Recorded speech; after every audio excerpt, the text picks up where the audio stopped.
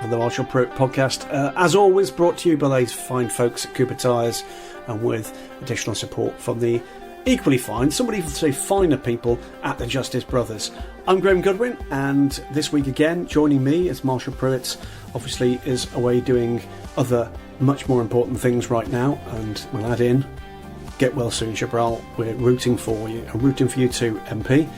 Joining me, Stephen Kilbey, my deputy editor on dailysportscar.com, and also the WC correspondent for racer.com, where you'd be able to pick up this and many other fine things from Marshall's podcast series. Week in Sports Cars, we look into the events of the past week and the coming week and beyond, with the help of some fabulous questions that you've supplied to us by various social media on Reddit groups for WC, for USCR, on the Facebook page of the Marshall Pruett podcast, and of course via Twitter. And we've got a fantastic range again after a sporting weekend where it has to be said that, well, a bit of a weird one really, Stephen. We cover motorsport, we cover what I think is the most exciting form of motorsport, and yet by far the most exciting sporting event of the last weekend was cricket. Oh yeah, it was, wasn't it? Just fantastic. We can have an English moment right now and just sing the praises of the fact that we are the only country in the world to have a football World Cup, a cricket World Cup, and a rugby World Cup. Two cricket World Cups. Yeah, well, technically two cricket World Cups. Not technically, actually. Yeah. Yeah, but I should say this, by the way. Earl Bamber, Brendan Hartley, your boys took a hell of a beating. Yeah, it was bad, wasn't it? You have our sympathies. Just not very many of them. And not very long either. Let's crack on with questions. Stephen, where are we going to start this week? We'll start with Weck, Aslam's, Elms and Acco. It's a fantastic afternoon. I think we should start with. Well, we are, as you know, you're here in the what can I say? The mission control. Yeah, it's not shed. Mission control for DSC. I've pressed the button that makes the usually 4 floors down into the earth. Come just above the Goodwin garden for the moment, so it can be seen on satellite right now, but not for much longer, as we get ready for what's going to be an exciting week to come with the European Le Mans Series and Michelin Le Mans Cup going to Barcelona. First time we've had ACO Wheels racing there for how many years? Well, since 2009, so it's actually would have been about 12. Yeah, I was basically a fetus. Yeah, good God, amazing. Dear me. And following on from that, with the ever so handy 2 days in between, we'll be hanging on. You'll be there for both days of the WC Prologue with most of the teams, all the teams for this year's championship. The WC represented for a couple of days testing, a huge amount of testing available.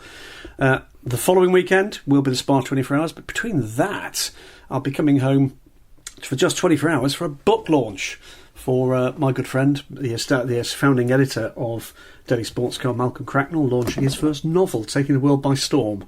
There is a motor racing link to that one, as anybody that's read any of the kind of previews of the book would appreciate. But I might actually pop in a cheeky plug for that next week as well. But for now, we're going to crack on with your questions. Fire them at me like a frenzied, I don't know, World Cup cricketer. Fantastic. We're going to start with James Counter on Facebook.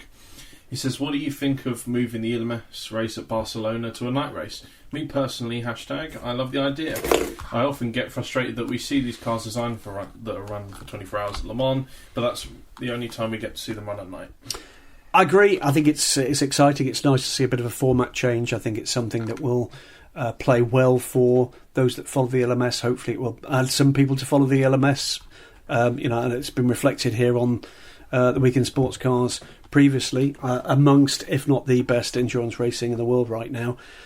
It's good to see that the ACO and LMEM are prepared to think about mixing it up in terms of race format. We've seen it happen in Asia with a longer race. We're going to see Race into Darkness there as well. It's Sepang this year. We've got Barcelona into Darkness. We've obviously had the, well, at times criticised, certainly commented upon, mix-up of race lengths for the coming season of the WEC, which I think is a good thing. Whether or not you agree that the right races are the right places are the right lengths is a separate question, but I think it's a good thing to mix it up. So yes, I think it's a good thing. Can't wait to see the cars racing into the night. Be interested to see how Johnny Palmer and I cope with whatever lighting we've got available, because it's well into darkness. You're going to be the man up in the press room while I'm sitting in a darkened room with Johnny Palmer. That's You're used to racing at night, aren't you? In Absolutely, that room? yeah, we are. Completely black room, about the size of an average biscuit tin. But you're going to be the one that's going to be out there and watching events. You're looking forward to it? Yeah, I'm really looking forward to it. And I think one of the things I'm looking forward to most is seeing how the LMP3s are at night. It's very rare that we actually see LMP3 You're cars absolutely racing right. at night, and I think it's really underrated, the fact that a lot of these LMP3 drivers who may step into P2 in the next couple of years are going to get a better chance to do some night running before they jump into something like Le Mans. And I think we've seen that over the years, haven't we, where we've seen drivers step from P3 to P2, and it's been a bit overwhelming at times for them to jump straight into racing at night at Le Mans in a new P2 car. I agree. It's a great point. You're absolutely right. I'm trying to think of instances. I think we had the Ginetta that won the Brit Car 24 Hours. That was the longest race by far any kind of P3 car had done at all at that point. But there's not been very much more. Golf 12 Hours. But it's so bright. It's so bright. Abu Dhabi, it's not really that much. But I think it's going to be quite a dark circuit. I think it's going to be. There is some lighting, but we're certainly not talking about racing under the floodlights, as we would be if it was Bahrain or Sepang. This would be an altogether different gravy. That's going to be fantastic. Second question is from Rob Chalmers on Facebook. Hey, Rob. He says, why do the FIA feel the need to massage my cynicism when they announce the Le Mans EOT? I think we are truly wanting to push technology. Shouldn't Toyota Gazoo Racing start without a lap stint advantage, or maybe even, bear with me, be given a disadvantage to counter the 2+ second gap, the lap pace advantage? Imagine for a second the FIA said to Ford, seeing how lower weight has obvious efficiency benefits and you're the only team with a carbon tub, we're going to let you run 2 seconds a lap quicker than any other team in the class and let you run a lap longer per stint, partially saving you a stop over the race distance. Now imagine the kick-off that would ensue. We're imagining a lot here. I think we get the question. I think the answer is, yeah, they should. We should be at a stage now where we've had last season. I think there was some legitimacy attached to the arguments placed by Toyota. They were clearly listened to for all sorts of reasons by the ACO, but I think that time is gone now. We are setting up for a Brave New World next season with Hypercar. That is going to be a major challenge for the technical departments at the ACO around the balance of performance that's going to be required. There's no doubt that that's a major factor. And yes, I think very firmly that now is the time for two things to happen. One is to test the processes that are going to be required to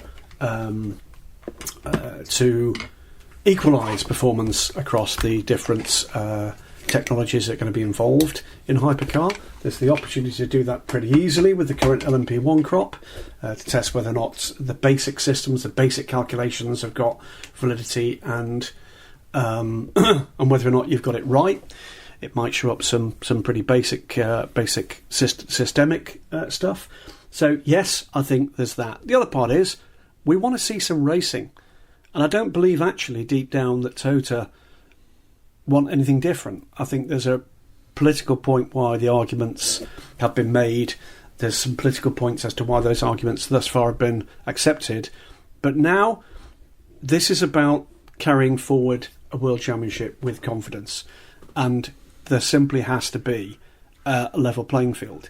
It is simple to make the arguments about the difference that technology makes in the TS050. It is, by far, the most technologically advanced, stunning piece of engineering currently racing anywhere. Forget anything else with a different label on it. It's that car. That's the car that is the most relevant, the most astonishing, the most advanced technology car racing anywhere in the world right now, and will be for one more year. You want to, basically, when you're making those arguments, not give anybody the opportunity to make a counter argument based on a rule set. You're racing.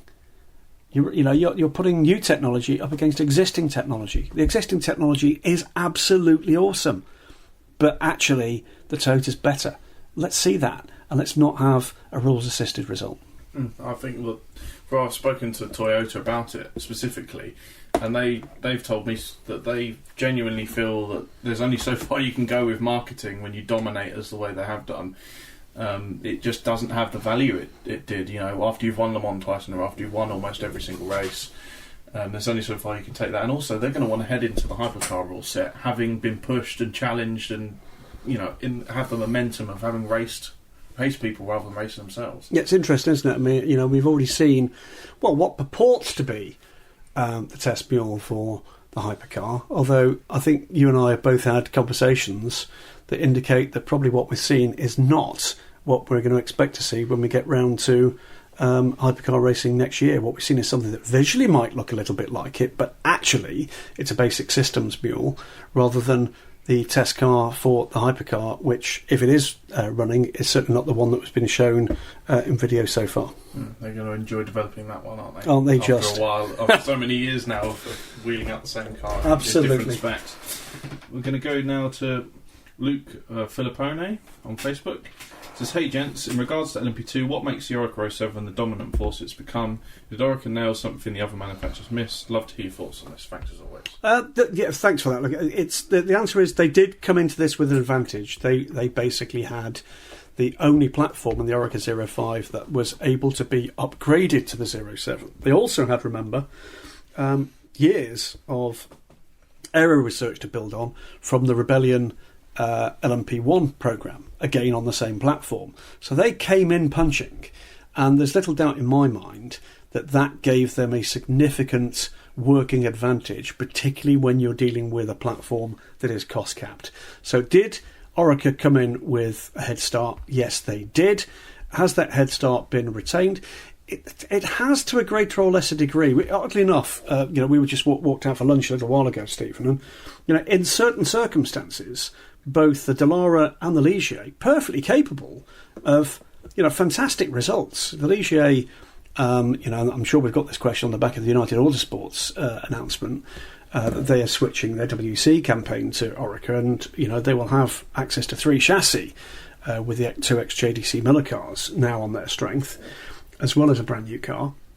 That we've seen good results from the Ligier, particularly United Autosports hands, winning races against strong opposition in the LMS, and we've seen as well a win for the Dallara chassis. It came in the hands of SMP Racing a couple of seasons ago now, but in what was, to all intents and purposes, a much more pro rather than pro-am lineup.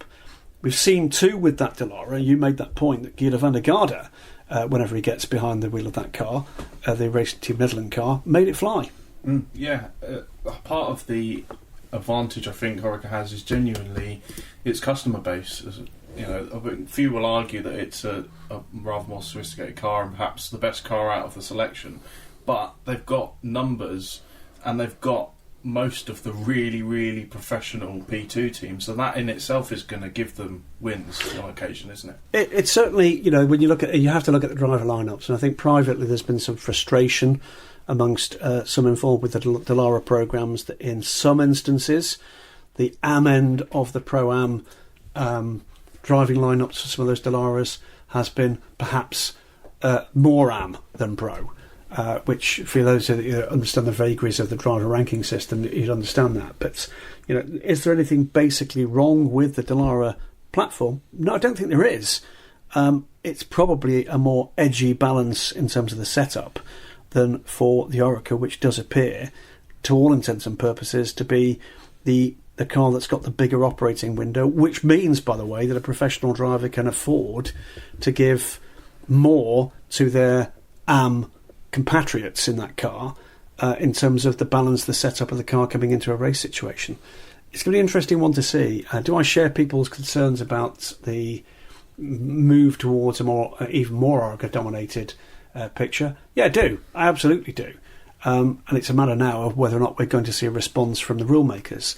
As many have pointed out, there is provision in the rules to introduce some aspect of balance and performance. The problem here is what is you do to balance something that essentially, principally, is caused by sometimes the driver mix in those cars.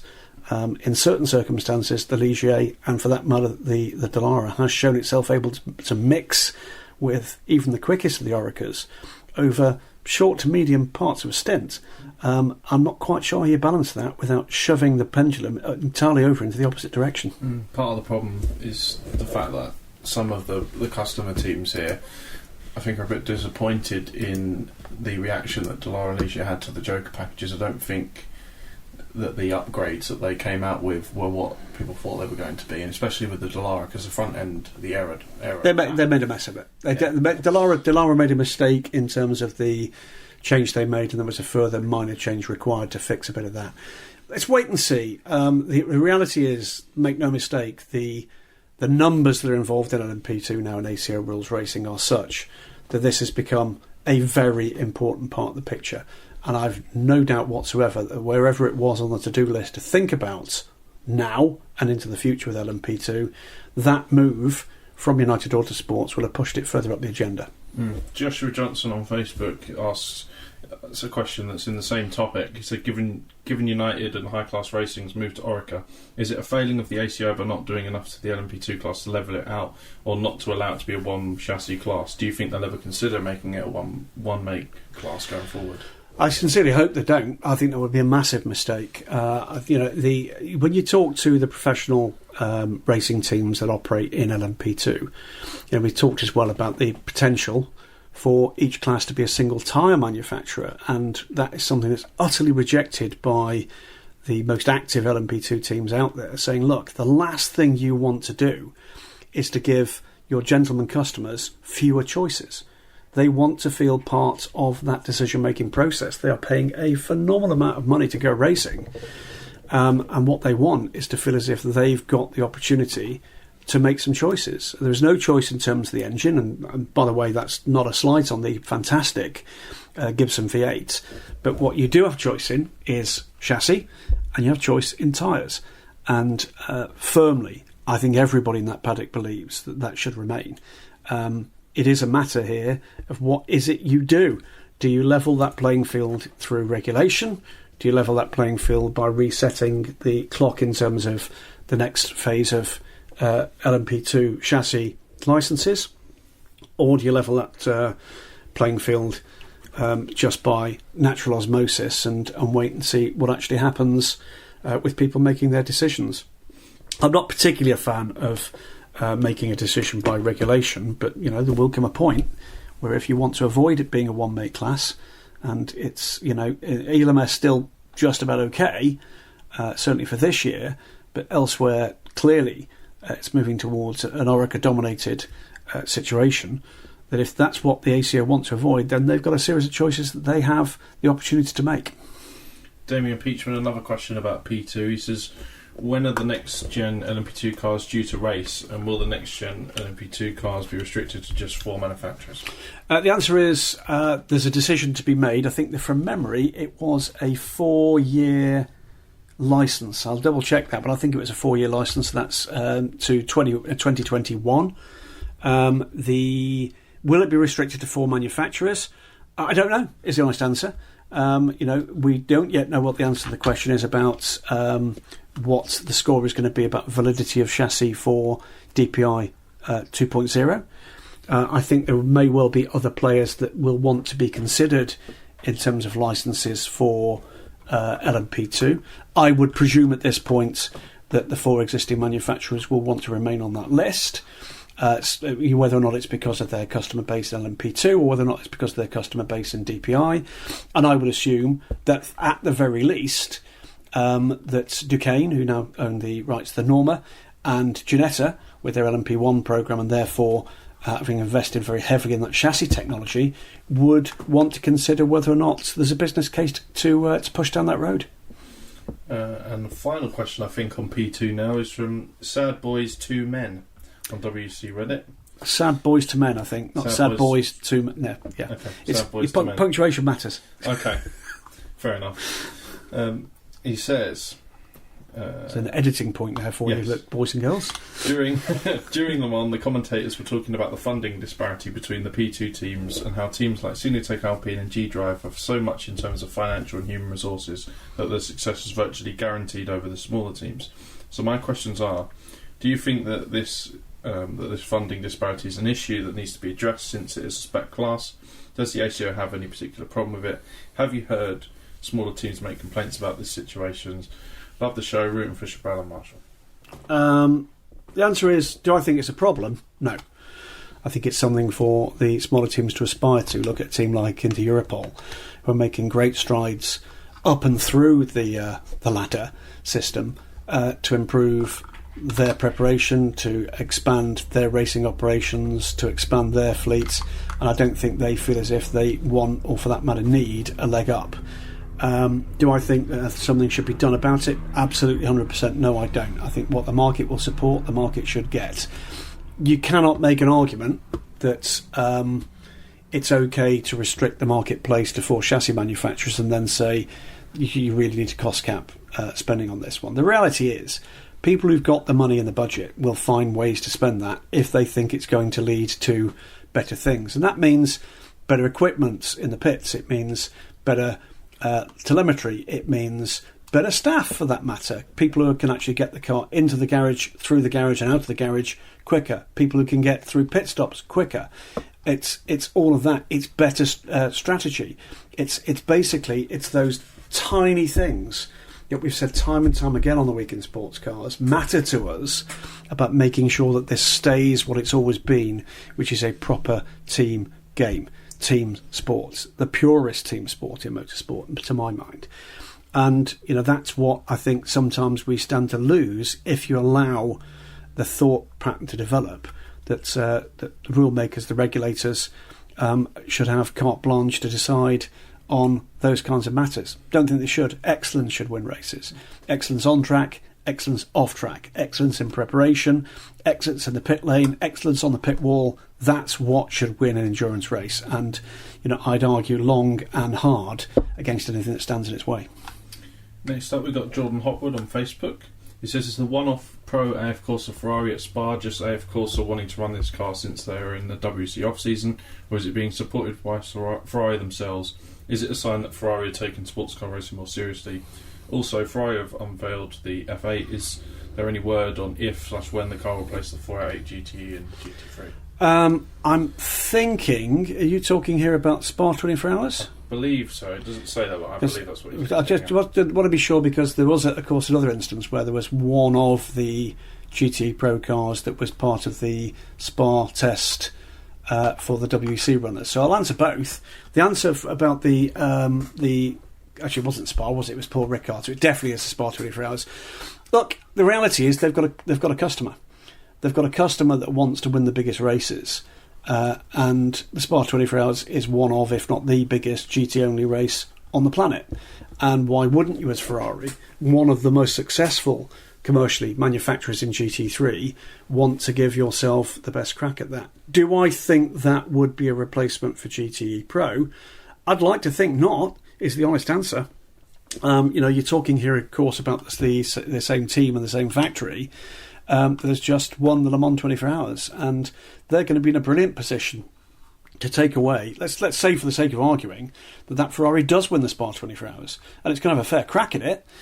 They're going to be in a better position than you are, I am, or anybody else is, to sit back and literally quantify the good that has done their commercial effort, their media effort. They will have all the results at their fingertips to say, let's see what we got from winning a class, but not overall at the Le Mans 24 Hours in GT Pro, and let's see what we got in terms of winning overall at the Spa 24 Hours in GT3.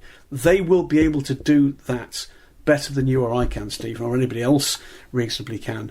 And I don't think that's a choice they're going to make, but if it were a choice, they'll have everything at their fingertips to assist them in doing so. Remember, the GT3 marketplace is a pure customer marketplace for the vast majority of teams, including very many of the teams in Pro. Those cars will not be owned by the factory. They will likely be owned either by professional racing teams or by wealthy individuals. This is very much a matter of selling principally race cars, but beyond that, the highest level of performance road cars for those big makes. And, the proof of the pudding will be in the sales records, a year, 2 years down the line.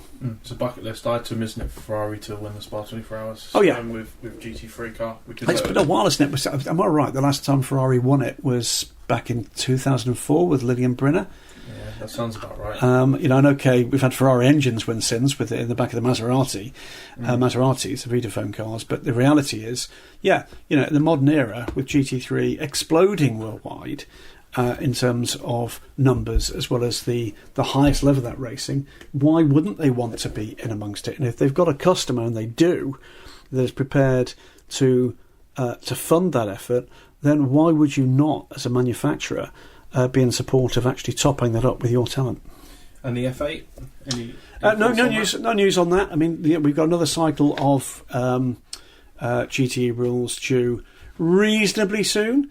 But there's a lot. I know we've got some questions a little later on about things like GT convergence.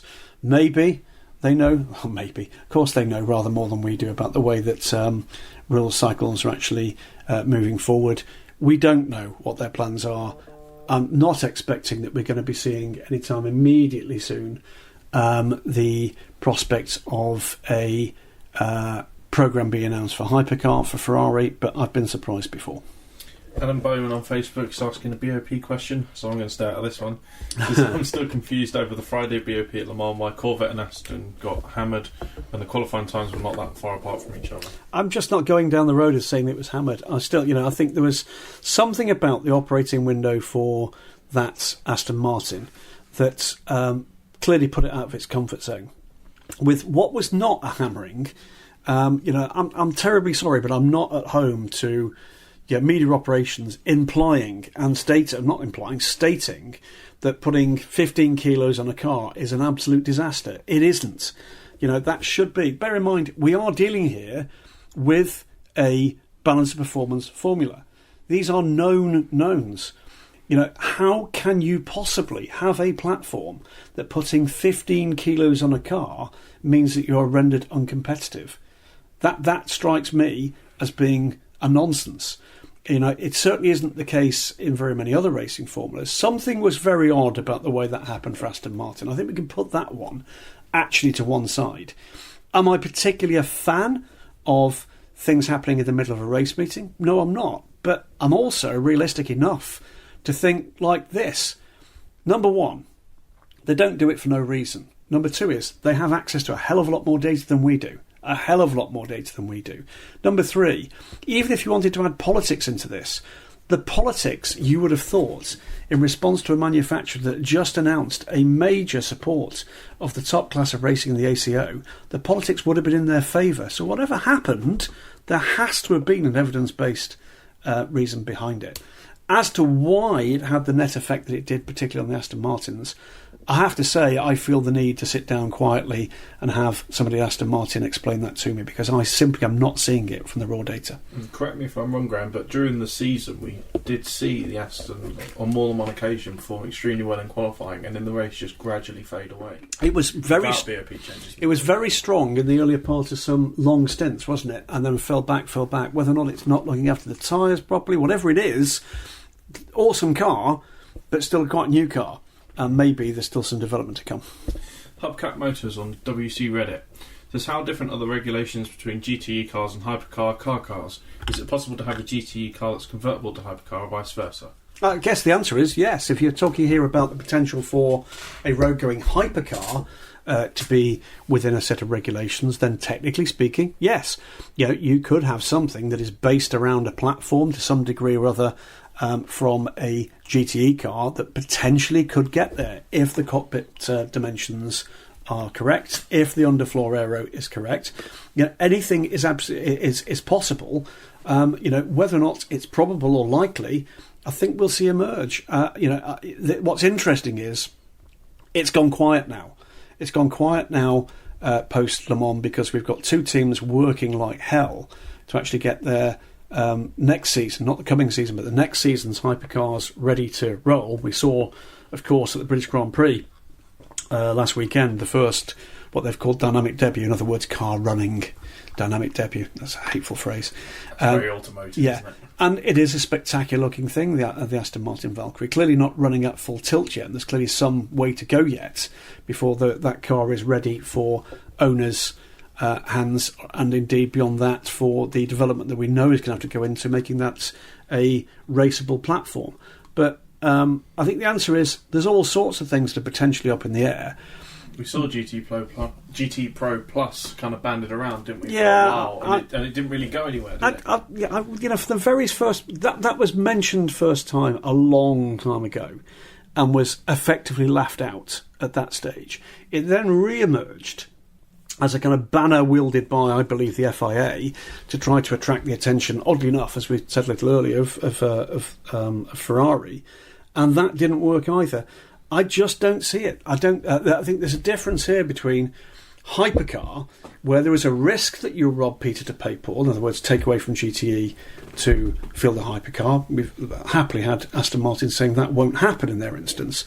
But in case of GTE Pro Plus, it's almost certain, isn't it? So what does that add, other than the potential for having a top-class prototype programme, or in this case GTE Plus programme, almost certainly at the expense of a GTE Pro programme. That, to my mind, is a far less desirable solution.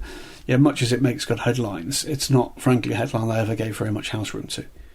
We're going to move on to IMSA now, Graham. Lovely. We love the Americans, us. We do love the Americans. They're great. You're great guys out there. We love you. We love you to pieces. Right Turn Lover kicks us off with a question on Twitter. He says, would a race where IMSA LMP2 is the headlining class attract more full season injuries? A couple of years ago, PC and GTD ran at Lime Rock Park.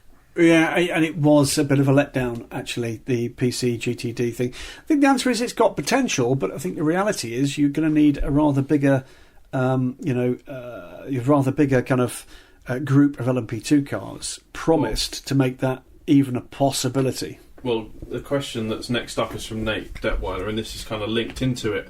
He says, after reading your article in United Autosports and their purchase of the JDC Miller Oricas, I'm wondering how many P2 cars are in the States and not being run. Well, there's not very many. Well, not very many at all. So we know. So okay, let's work this one through. We know PR Matteson have ordered a new Orica. We know that's been slightly delayed to accommodate the new Orica that will form the race car for the WEC for United Autosports, to fill in the gaps for anybody that didn't read Daily Sports Cars' story, and if not, how dare you? But just in case you haven't, in addition to that, in fact, prior to that, the first of the two JDC Miller cars was purchased by United Autosports because they couldn't get hold of a new car quickly enough. That led to a conversation and the entire LMP2 project from JDC Miller being purchased by United Autosports. One car, I believe, may already be with the team. Another car being C-freighted together with the spares package. Once Orica realised who the customer was, they shifted around their production schedule so that effectively United Autosports jumped forward in the queue because they need the car before PR1 Matteson with their second car they'd already made clear that they've actually got. So what have we got available in the United States now, or predictably? Well, we've obviously got the two cars that are currently racing. There is, I believe, the one remaining Riley Multimatic Mark 30 is now left BAR, is in private hands, and I'm not expecting that car to race in contemporary racing again. I suspect that might show up somewhere, HSR maybe. We've got the PR1 car on the way. There is the Ligier that the team had previously, which I believe is still in the United States, and I'm thinking that's it. I'm thinking that's it. The other thing to bear in mind, by the way, is not always that easy. Let's say, for the sake of arguing, that a team, with a LMP2 chassis decided, let's go racing next weekend or in 2 weeks' time. The other thing that's got to be built into this is the support by Gibson for those engines. There are only 50 GK428 engines in existence. You buy that time by the mile, in packages of mileage for those cars, and that needs to be fed in terms of the at-event support, in terms of the logistics that mean that engines are where they need to be, both to run the cars and to get back to be rebuilt. I don't want to put this prospect down, but the reality is there is not a large feeding pool of LMP2 opportunities for teams actively in the United States right now. That's why I wrote the story that I did for Racer.com that says the removal of the two JDC Miller cars. Oh, sorry, you've got the core car as well, I believe. They've still got that car. Still got it. I believe so.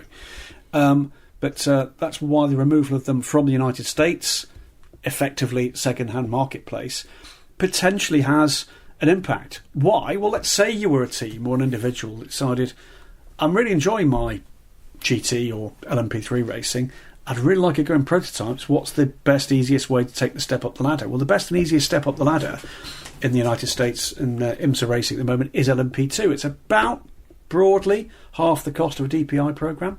Something like 2 to 3 million for a full season, as opposed to somewhere between 4.5 and 6 million, is my understanding of the broad figures for that. Clearly less than that if you're doing race by race. But the reality is that some of the available commercial opportunities to go down the second-hand route, which of course makes it cheaper still, have been removed by United Autosports soaking up those two cars. I'm not saying it's the death knell. I'm not saying that at all. What I'm saying is it makes it more difficult for a team or an individual to make an immediate decision, let's go racing within the foreseeable future without going to the European second-hand market or buying a new car. Do you think it was a mistake at this point then for them to split the classes, bearing in mind all this?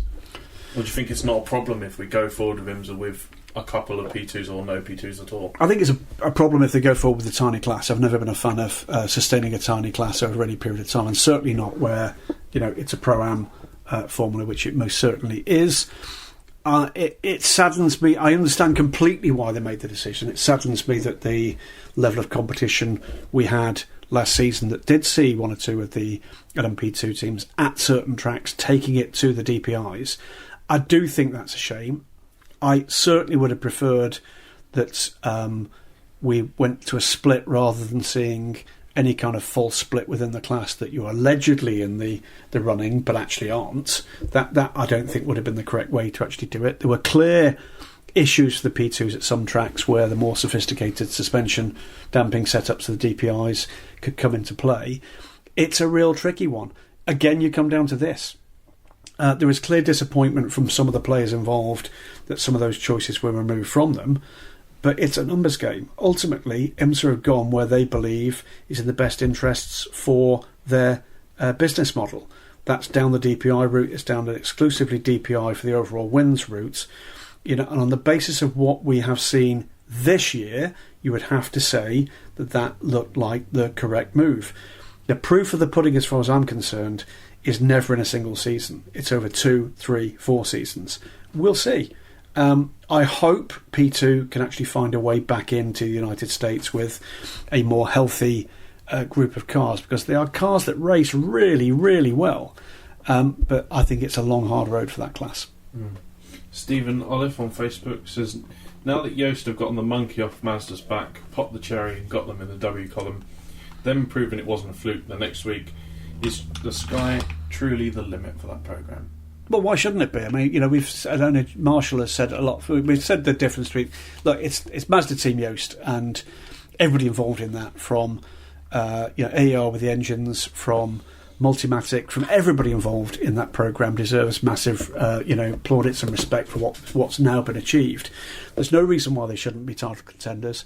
The biggest issue they've got, we've said this, and I know Marshall in particular has said this over many airings on Twisk, is they've got one inbuilt disadvantage, and that is that dual-like turbocharged engine is naturally more stressed when you get into the longer races. The reality is it did very, very well indeed over 6 hours. It has traditionally had a bit more of a struggle over the longer distance races. If they can get that cracked, then I think Roger Penske and the guys at Cadillac will be looking over their shoulders and thinking, oh hell, now we've got real competition, because make no mistake, that is one awesome little race car. Next up, we've got a question from Ryan Terpstra on Facebook. Do you want to have a crack at reading this one? Is it one of Ryan's? It's a proper question. It's proper War and Peace stuff again from Ryan. Right, I'm gonna paraphrase this. The risk of another Kilbey soapbox. Oh, please no. Blah blah blah. IMSA BOP. Blah blah blah. Openly admitting Hughes Corvette fan. Blah blah. Generally roots against Porsche. Doesn't care much about the rest. Blah. Corvette fastest. Glenn. BMW split the Porsches. Blah blah blah. BOP question is: does Ford need a bit of a break? Has the exact same question about Cadillac and DPI for basically the same reasons. Okay. I'm going to reiterate what I've said before about this one. If you soapbox moment, is it? Yeah, it was a slight soapbox moment, which is And brought to you, by the way, by, of course, Christoph Busch's Hammer Emporium, our sponsor for this soapbox moment, which we forgot to mention. They were really annoyed. In fact, they were very annoyed. Christoph came round with the hammer to complain about that. Yeah, I got multiple messages. I'm blaming you for that. I've still got the bruises. But he's only little, so I gave him a slap. So the answer here, I think, is reiterated from last week, and for that matter the week before, is the key to balance of performance being available to make a difference is that you don't hit anything and don't go off track when you've got halfway decent balance of performance, and certainly don't do that when you've not. And in both the instances you cite, in fact all three instances you cite, Corvette, Ford and Cadillac, I can immediately recall instances where, for whatever reason, some unforced, some rather forced, each of those three parties has spent time off track after an on-track incident. Balance of performance cannot offset the effects of misfortune, over-exuberance, and at times just pure asshattery. There's not a lot that can actually happen with that. Do I think that insert name of favourite make, model of insert DPI or GTLM requires a massive performance break? No, I don't. I would say this right here. I think whilst, as with every other racing operation on the planet, IMSA has taken more than its fair share of criticism about BOP in the past, they've got it pretty well pinned right now. Do I think at the moment it looks like Mazda has got something of a performance advantage in certain circumstances? Yes, it does. Is that a result of the wick being turned up through BOP over many, many months gradually to try to get that team to the point where when reliability comes to them and luck comes to them, the performance is there to allow them to at least have a chance of cashing in? Yes, it does. It is swings and roundabouts, oranges and lemons, cats and dogs, cricket and baseball. The reality here is that balance of performance is not, in the way that modern racing emerges, a simple mathematical, engineering-led process. Politics and financial realities come into it too. So let's wait and see what emerges in the coming weeks for both those classes. Do I think there'll be people from Cadillac banging their fists on tables? Do I think there'll be the same within the GTLM thing? Of course, because you know what? That's the way these things are done.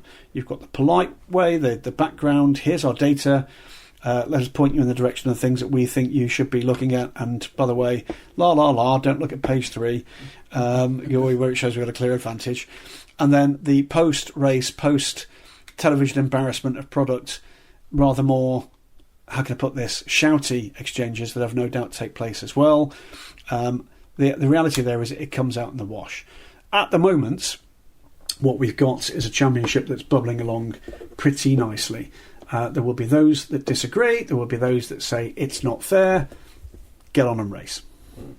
Another question from Ryan, and his question specifically about CTMP as a circuit.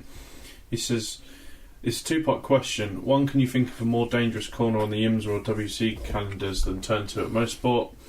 And the second part of it is, do you think that the risk for prototypes racing there is just too high? He said he spoke to MP, gave a concrete answer, that his opinion is that CTMP is not too much for DPI. I don't think it is too much for DPI. I think there is a reality. I think in just about every track, look, a track is a living thing. You'll get bumps and clumps, and it's not for no reason that the teams and the drivers walk a circuit before going and doing battle on it. They're there to, yes, talk to drivers that may not have been before, but they're there to look as well as to where things might have changed in the 12 months since they went before. Where have they seen resurfacing? Where have you seen repairs? What changes have been made? What trackside, visual references are there for them? There's a whole range of things. I mean, you've walked around a track with drivers before. It's not just a stroll. It's a working trip around the track to see what they can pick up, and most remarkable things do come up in that process. It's something at some point that actually you I and or Marshall should do with a top-notch group of drivers going around a track that we've not been for a little while is just to find out exactly what comes up in that process. It is fascinating. The reality was something went horribly badly wrong, clearly for the Junkos Cadillac. The reality was it didn't go wrong for anybody else at that same point. So whatever happened, whether or not that was an error, a failure, the reality was that mercifully we're talking only about a broken car, and we're talking about a driver that will make an absolutely full recovery. I think there are an awful lot more places that I've been racing fairly recently where there's significantly more risk in significantly more corners than that one at CTMP.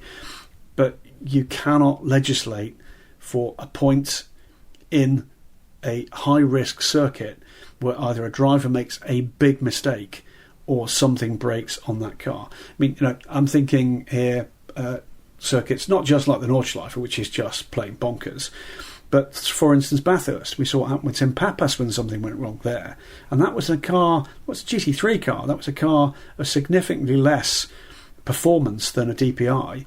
It didn't have significantly less of an effect on Tim, who was pretty badly injured in that shunt.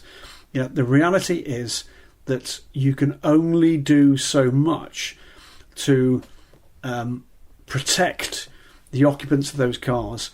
It's I've said, I'm sure you've said, MP said, and other colleagues have said before, on every ticket that I've ever received from a motorsport event, the same phrase is on the back: motorsport is dangerous. If you don't want to be dangerous, then we're talking about an entirely different sport. Going back to your point about track walks, it is astonishing if you go on a track walk with a team or like a tyre manufacturer, for instance, that is incredibly committed and does it professionally. The level of detail that they pay attention to is unlike anything you've seen. I won't name names, I've been with teams who will measure to the centimetre the height of curbs each year, and they will have a database of the picture of every curb at every corner of every circuit they go to, and they compare them every year. But that goes into the briefing for the drivers, saying you cannot clip the curb here, and that's for instance where you see the inside of the curb cutting the inside of the tyre. That's what they're looking for there. What does that curb edge look like? Is it somewhere where you've got to, if you cut that curb, are you placing risk on the car? That's what they're looking for there. Same with the sausage curbs, of course. We've seen that in dramatic fashion in previous years, where those awful orange Toblerones that have been put at a number of tracks in the past have literally ripped corners off cars. It's not what it should be about.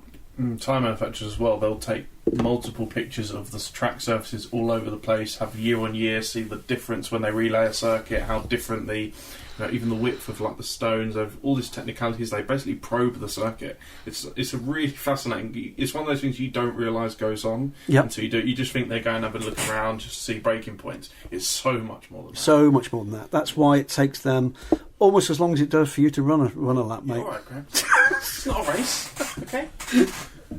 Sean Duhamel on Facebook says, with GM set to unveil the new mid-engined Corvette, is there any news of a race version of that for 2020 and beyond?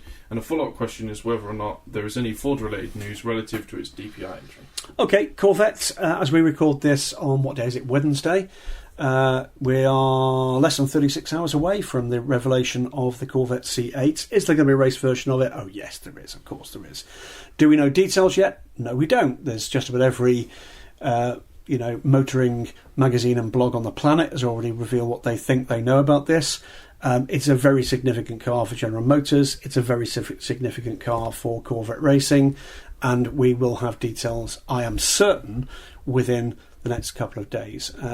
As far as the detail on that, and for that matter on the potential for a Ford DPI, I urge you to keep an eye on what Marshall Pruett's output is going to be on racer.com. You know what? With the challenges that Marshall's got right now, I wouldn't be remotely surprised if he wasn't first to the punch, but I'd be remarkably surprised if he wasn't best. As far as the Ford DPI is concerned, I think we're now talking about the when and what and with whom rather than if. Again, have a look back at MP's output over the last couple of months for his thoughts on that one. Are Ford coming? I believe they are. The key question now is when. To Listo on USCR Reddit. Some new names this week. Great to hear. Welcome to Listo. With all the participants in GTD already, what has prevented a Nissan GTR from joining the teams in GTD? A team that wants to do it and a manufacturer that wants to spend the money, I think, is what it comes down to. It's not a cheap hobby to get a car in the IMSA GTD. It's not a cheap hobby to do anything in IMSA at all. And there are no cheap ways in.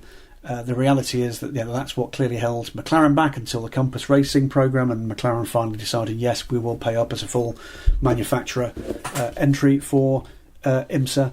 But the reality is there's not a team that's emerged, and certainly not Nissan emerging, prepared to pay that fee, and I don't see that changing. Nissan's take on the world of motorsport has changed immeasurably in the last 6 to 8 months, and that has had a dramatic effect on the potential for those cars to race anywhere. It's changed so much in the last few years, hasn't it? Yeah, I mean, when you get to the stage where you see Bob Neville moving across from Nissan at RGM Motorsport, those not familiar with Bob Neville and his excellent wife Liz, RGM Motorsport for decades involved with Nissan through Super Touring through to GT3, were there on site with all of the big successes that the GTRs had outside Japan and some of the ones in Japan, and simply no support whatsoever available for that continuing.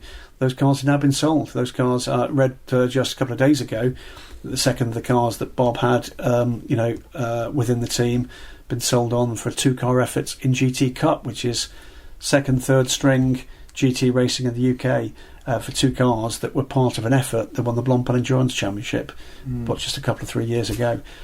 He's moved on now, of course, with Jenson Button to set up a team featuring Hondas.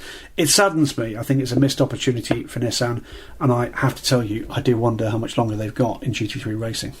Yeah, well, at least Bob Neville seems to be a very happy man with the Honda package. Oh, he does. He's chanting from the hills how good that car is. He's an excellent individual. It's got a great team, and well done, by the way, to Jensen and to Chris Buncombe for putting in the effort that's made that all happen. It looks great, that team.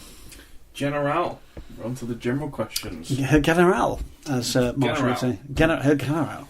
Good grief. We're going to start with Baxter on Twitter. He says, 2 weeks ago we learned that TVR stands for Trevor. We also know that College CLM stands for Colin Le Mans, and of course the roller mark XXX is the name for the club that Graham used to strip at. Absolutely. What's your favourite absurd namesake for a sports car? That's a cracking question, isn't it? I mean, TVR is Trevor. I mean, let's get that one right. Know that. That's absolutely right. TVR is short for Trevor, the man that initially, Trevor Wilkinson, the man who established that make. It's interesting because it came up as a talking point, didn't it, like a year ago, about acronyms being used for motorsport chassis names and team names, and whether it was a good thing or not. Well, to the point where it's very many people get to the stage where you forget what's actually an acronym. Fiat is an acronym. BMW is obviously an acronym. It's Oracle one. Oracle is an acronym. Which is why it should be capitalised. Yeah. So it's an interesting one. Let me think about that one and remind me of that. Put a big mark against that, and I'll come back to that a little later in the show. Yeah. RSR Does it feel like we're doing this wing in this one? We would never do that. No. We are highly professional. No. How dare you? RSR Screams, fantastic username, on Twitter says, we often see a reduction in SB9 entries in VLN after the N24. What do you think could be done to keep these numbers up? And do you think speeding the SP9 cars back up could help? The reality is those teams are prepping for the N24, so short of actually making it an awful lot cheaper, I don't think there's a lot you could do. The problem, of course, is that those teams, those drivers, have got so many opportunities to race those cars in other places. So very often you'll hear, we'll do 3 VLN races plus the Nürburgring 24, maybe the qualifying race, blah, blah, blah. Beyond that, I do think it's, the VLN has got its charm, and the late season races have got their charm as well. It's not like 149 cars past weekend was a bad entry. It wasn't. No, and I think it's the VLN is a bit like the 24H series, and what makes that great is that people can dip in and out of it. Yeah, they don't have to do a full season, and let's be honest, most people aren't fighting for a championship. when they go for VLN, especially in SP9. They don't see it as a championship they desperately need to win. And I think that's good, because you always get a couple of races where maybe some of the less experienced people around the Nordschleife can have a crack at a VLN race and not have 30 GT3 cars flying. I think there's this thing to say as well. I mean, I've always kind of quietly divided endurance motorsport into two groups of races and championships that can intermingle at times, and they are the championships that are principally there as entertainment, and there are those that are principally there for participation. And I think VLN and 24H series are amongst those championships that in various ways cross over between those two groups.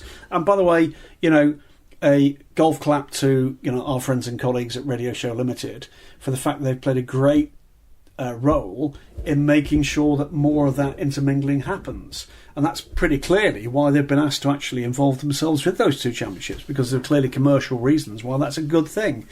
But let's not get away from the fact that there will be some of those events that are just more attractive to people who just want to go racing on the Nordschleife. It is still, the most awesome track on the planet. It's as simple as that. And these are races that have been happening. I think I'm right that this past weekend it was the 50th running of the race that we've just seen. It's this extraordinary championship, which is actually, each race is run by an individual motor club in Germany.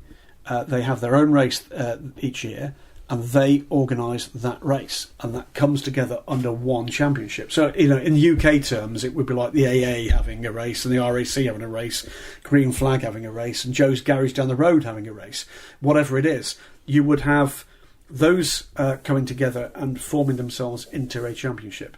So the reality here is, I don't think it's a problem. Of course, we'd like to see more awesome cars at the front, but it's supply and demand, isn't it? And it mustn't be forgotten how much of a battering those cars take in the Nürburgring 24 hours. It takes a phenomenal amount of time and work to rebuild those in time for racing. You watch those cars and those drivers and those teams finishing something like the Nürburgring 24 hours, and I watch some of the guys walking out into the paddock after any 24-hour race, let alone the Nürburgring 24-hour race, and it sometimes brings to mind the battered remains of an army on a medieval battlefield. And that's what it sort of feels like. They look completely done. I've seen swords in the paddock as well. Swords, yeah. And shields. Yeah. It's all sorts of stuff in the back of those garages at VLM races. But imagine the punishment those cars take. And it's an amazing thing that just a few weeks later they turn up for another go at this. They're mad. They're all mad.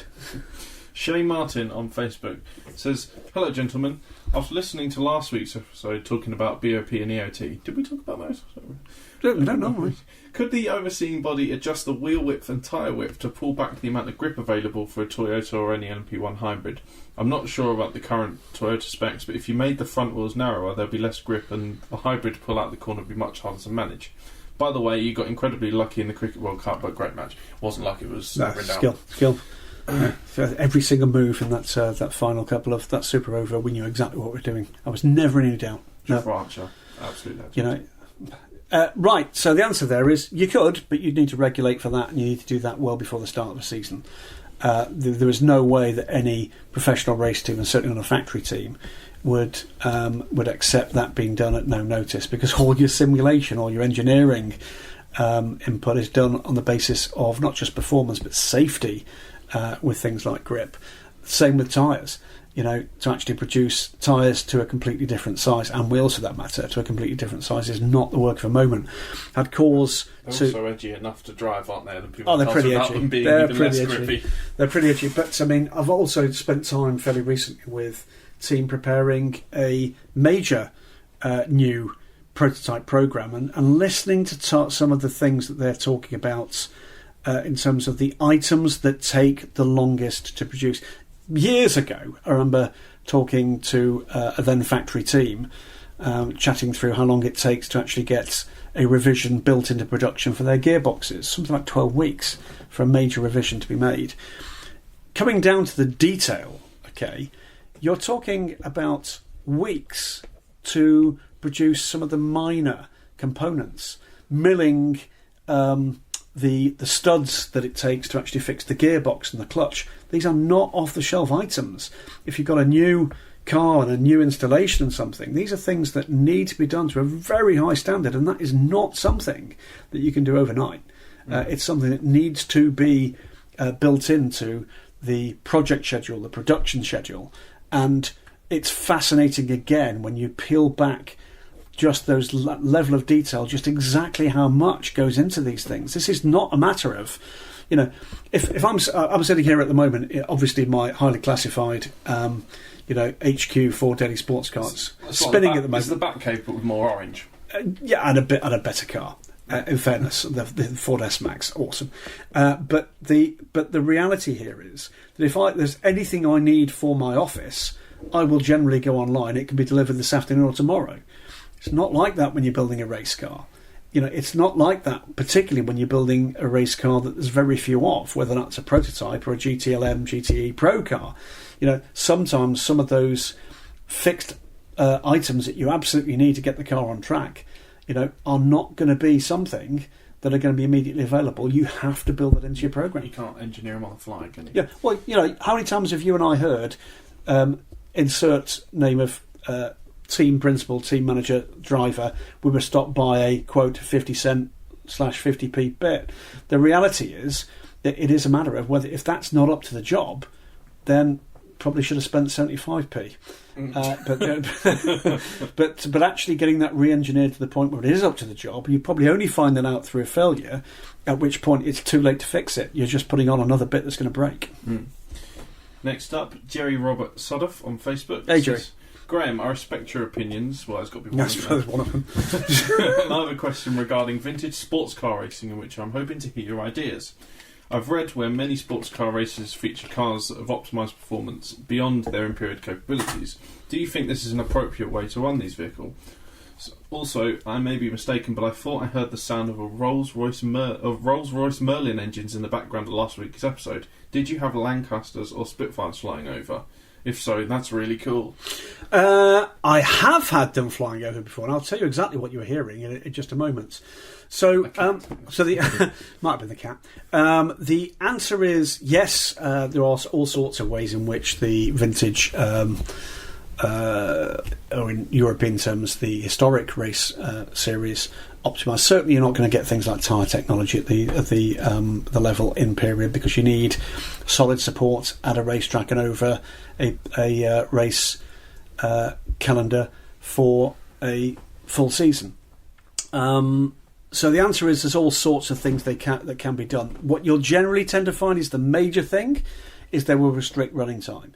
There is one reason, and one reason only for that. That is to keep the wear on the components down, and in particular engine time. Engine time is what will kill an historic racing formula stone dead. And that has caused major problems in certain areas when parts have either got to be built from scratch or sourced. But engine time is the biggest fixed cost for those kind of efforts. As for the engines you would have heard, well, oddly enough, no, it wasn't Spitfire or a Lancaster, but my because we've obviously got the Quinjet, the DSC Quinjet that we only use for short haul, it's a bit crap. The answer is I'm on the flight path for both, just out to the back of the office here, and down the bottom of the hill, down Lepsom Downs, is the flight path into London for helicopters, and on the other side we are on direct flight path over the house for where there is a link with the Merlin engine for Biggin Hill. So what you likely heard was some form of private aircraft going over, and they can be reasonably low at times through here. You do see some spectacular sights. Doesn't bother me in the slightest, but that's probably you'd encourage it, wouldn't you? I'd absolutely encourage it. I'm a big aircraft fan, and every on the down the bottom of the hill, everything from Apaches and Chinooks through to the more general aviation stuff, and overhead, we've had the Lancaster over here, we've had Spitfires over here before now, and other Warbirds as well, and we've had some other bizarre sights. But the reality, as far as the other one is concerned, is keeping running costs to a minimum is absolutely a priority, because that's the way you build a grid. Up next, we've got Neil Hardy on Twitter. He says, with all the talk about hypercar, why is nobody discussing the Brabham BT62? Is there any news on that programme? And what about a hypercar based on the new Di Tommaso? It looks stunning at Goodwood. Okay, Brabham first. What they've said they want to consider is a short, medium-term, I think it was 2021, 2022 GTE programme, but not with the BT62, with a car that follows that in their production plans. Car as yet without a published identity. BT62 is somewhat in excess of GTE capabilities at the moment. That would have to be significantly dumbed down for it to be a GTE prospect. Hypercar, I think I'm pretty clear that that's not something that's on their agenda right now. And the other question was about Di Tommaso. Nothing said at the moment about Di Tommaso. It is I think it was P72, I think the car's called. Stunning piece of kit. You might want to have a look at Jim Glickenhouse's thoughts on that one. I was going to say, he fired some shots. He did fire some shots. He thinks that one is, how can I put that? A bit rich energy. It's a little bit, how can we put it? It's a tribute. It's a tribute to some of the work that James Glickenhouse and his team have put into one of their previous offerings. So let's wait and see. But I'm not expecting an immediate announcement from Di Tommaso about Hypercar. James Beffer on Twitter says, what's the most idiotic interaction you've seen between a driver/team against a race official/corner marshals? I saw a video of a stock car driver, after being wrecked, hit a race official once he got out of the car after the race. There was the famous instance in Formula 3 some years ago, which was, from memory, Michael Bentwood being pelted with gravel by an angry Nick Manassian. I remember that one. That was, I'm trying to think of the name of the... Prometechnic, Formula 3. That was pretty amazing stuff. Yeah, it's handbags, really, isn't it? Handbags, really, when you've got the drivers that have been a bit wound up by something that's actually happened on track. I know we've already told the story about incident between our great friend Christopher Bucket, and Bob Berridge, which included the now often mentioned Hammer Emporium quote. But yes, I've seen some ridiculous stuff. It tends to be in the heat of the moment. It's not so much between officials. I think you'd have to go a long way to beat the Dan Ticktum incidents, passing much of the queue behind the safety car to take out the car in the queue that allegedly was involved in a race against him previously. Mr. Ticktum's career then, after a lengthy ban, revived and now seems to have hit the blocks again. Sorry, but ultimately this is at the professional level. This sport is not just a test of performance; it's a test of character. On that front, I'm afraid Dan's failed for the moment, so he's got to go away, think about that, and see whether or not there's anything salvageable. Not that many. We actually see a lot, don't we? It's usually after an incident you see a driver run over to marshals and yank fire extinguishers off them because they don't think they're coming quick enough, or trying to drive the car away when they're being told to retire it that's wrecked. We've seen a lot of that, haven't we? We've seen a lot of that. Yeah, I think you've got to bear in mind though, I think when we operate as we do as mere human beings, it's difficult to get a clear view on just the effect that adrenaline can have when you're operating at the level that an elite sportsman does. Adrenaline is a very powerful thing, and then it's hilarious when things go wrong because there's that inability to regulate. The inability to self-regulate in that moment when the adrenaline is absolutely pumping. Let's face it, if you've just gone off backwards at 150 miles an hour and hit a tyre wall, let me tell you that adrenaline is going to feature a part of the formula there somewhere. So I think you have to take that into account. And is that thing around, I'm sure any marshals listening will know, don't put hands on a driver unless you absolutely have to in a situation like that, because the reality is they're probably going to take a swing because there is something about that fight, flight, reaction when under extreme stress. You can get it from just going go-karting. If you're in any sort of reasonably competitive go-karting environment in a relatively quick go-kart for an hour and a half or so, you get out of the car, you're almost shaking with adrenaline. Oh yeah, that's a go-kart. Yeah, I mean, try that in an LMP1 car.